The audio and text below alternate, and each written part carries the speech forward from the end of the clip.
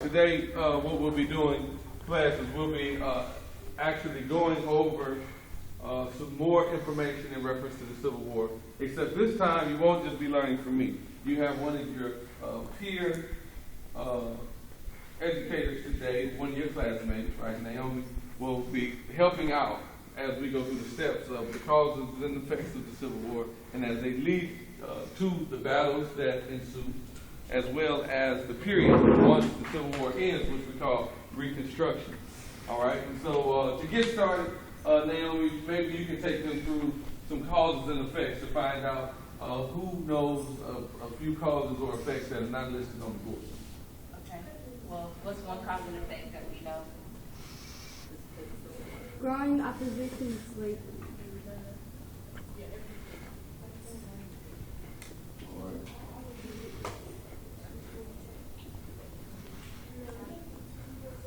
And then we also had Society Economics, Kansas-Nebraska Act, the Wilmot Proviso, the Nat Turner Rebellion, and in response to the election of Lincoln in the Southern states seceded from the Union.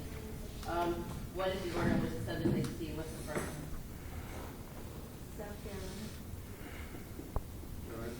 South Carolina being the first state to secede from the Union. All right, very good. And what does it, well, you asked the question, Naomi, in terms of the effects. And then what are the effects of this? And we're missing the Jim Crow law. Okay, we're looking for the effects of the South, please. No, we're affected. Yeah, do you have more? What is listed there? Go ahead, Naomi, you have. The Emancipation Proclamation, 600,000 died, Reconstruction, and Jim Crow. Is there anything that we need to add on this list? No. Okay. All right. So again, this is rehashing some information that you already know, and this is why we have many things listed. We just wanted you to fill in the blanks. Now, as the Civil War began, you have the battle that begins the Civil War, which is the attack at Fort Sumter. By any chance, does anyone remember the name of the president of the Confederacy? Yeah. Jefferson Davis. Jefferson Davis is correct. All right, very good. Who was actually in charge of this attack and giving the order for the attack? Stonewall. Wasn't it Stonewall Jackson? No, he was a general. Yeah, not at Fort Sumter. Ulysses. At Fort Sumter? No, the Union. You all are looking for who was the Union general in charge at Fort Sumter that was attacked. Was it McClellan? I don't think And you know what this sounds like? So what this sounds like is this is the perfect opportunity now for us to do an activity together. Your team versus my team. We're going to see who can find the answer to what Northern general was in charge of the fort at Fort Sumter when Jefferson Davis gave the attack. All right, and you go first. You help guide him. I help guide mine. All right, let's see if we can find it.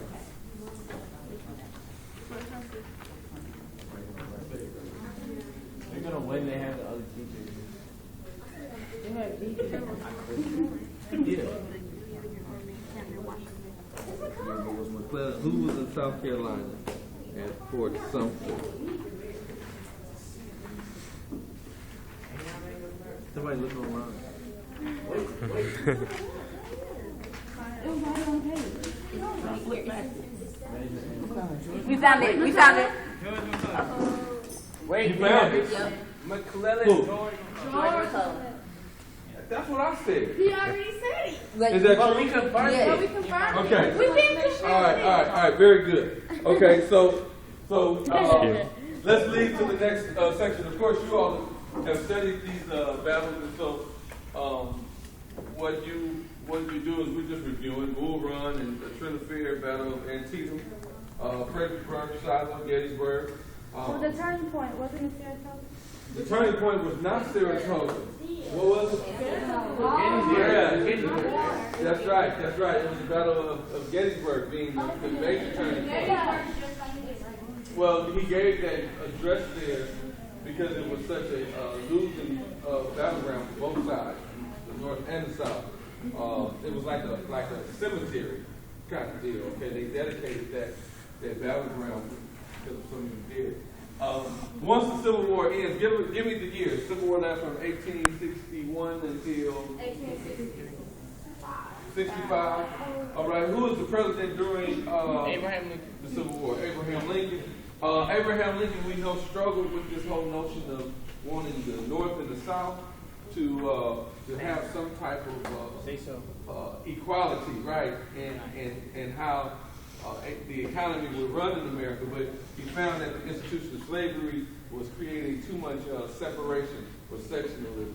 And so now we have two different types. Now I'll actually allow you to come over again to help this, because you helped to introduce the idea of why the war began. We talked about the battles of the war.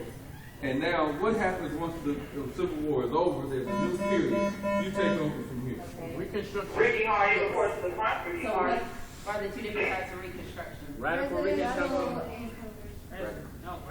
Radical and presidential. Presidential was, who was the president that was in charge of the reconstruction period? It was Abraham Lincoln. One at a time. One at a time. It was Lincoln's idea. You on the internet. All right. It's Andrew Johnson. Okay. So what was Andrew Johnson's belief for the reconstruction period for the southern states as their punishment, quote unquote?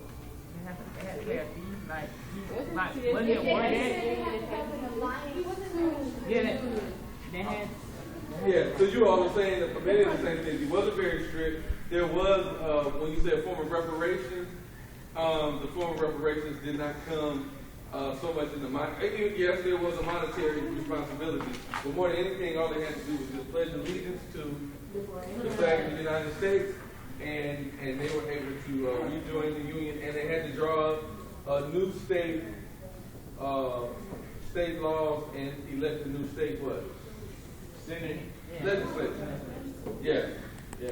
Okay, keep going. So, what amendments grew out of both types of reconstruction? 13 ended slavery. The 14th was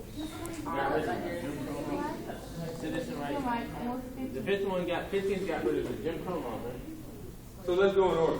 Who knows the 13th? Who knows it? Naomi, you take over. 13th Amendment at all dealt with emancipation slaves. Completely, they became all slaves, not just the ones from the Emancipation Proclamation, but the ones that were in all slaves. So they all became free. That was it. So you're saying that the emancipation did not free all slaves? It didn't free the slaves in the northern in the states, border- in the north states, in the border The states. border states. Very good. The 13th Amendment abolishes slavery. the 14th was citizenship. The 14th grants citizenship to all people who are Born in the United States. born in the United States And then the Oh, 15th yeah. Amendment or on United States grants soil. discrimination and Equal protection under the law. Yeah. Right? For all those who are U.S. citizens. Okay. All right? So, Back to the Reconstruction, up under the presidential one from Andrew Johnson, they had to admit the Confederacy starting the Union. Executive branch should lead Reconstruction in order for states to rejoin the Union if they had to withdraw secession and swear allegiance to the Union, and annual Confederate ordinance and ratify the 13th Amendment. But under congressional Reconstruction, they had to accuse the Confederate States of treason. Congress should lead Reconstruction. They punished the slaveholders. Blacks needed land, the vote, and legal protection for Reconstruction to take place. Passage of the 14th and 15th Amendment and the Reconstruction Act. all right. What are the years for Reconstruction? 1860.